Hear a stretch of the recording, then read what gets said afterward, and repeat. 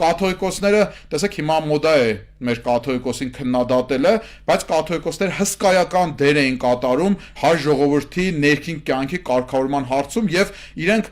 հայոց պետականության կարծես պահեստային հարթակ էին, որից անընդհատ ինչպես մոխիրից միշտ կրակն է վառվում, տենց էլ եկեղեցուց պահիտակ են գաղափարներն են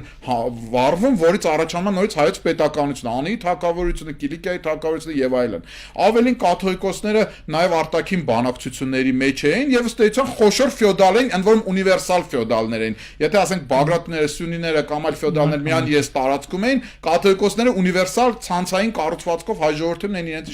իշխանության տակ։ Եվ հիմա այս ֆոնին ցանկացած իշխող, որ գալիս է ուզում է հայ ժողովրդին իշխել, ինչ է ուզում անի, հայ ժողովրդի դիմադրական կորովը կոտրել։ Դիմադրական կորովը ինչպես պետք է կոտրել, բնականաբար հարվածելով հայ առաքելական եկեղեցուն։ Հայ առաքելական եկեղեցուն ինչպես հարվածել հայ առաքելական եկեղեցու արժեքային համակարգին։ Արժեքային համակարգը ով է առաջնային տեղը, Վարդան եւ Վարդանանք։ Ինչի հենց Վարդանին եւ Վարդանանքին հարվածել, որովհետեւ ոչ միայն արժեքաբանական համակարգի առաջնային տար է, ինչպես օրինակ Գրիգոր Լուսավորիչը, այլև տար է, որը կոչում է հայ ժողովրդին չհամակերպվել նվաճողի իշխանության հետ եւ ելնել պայքարի։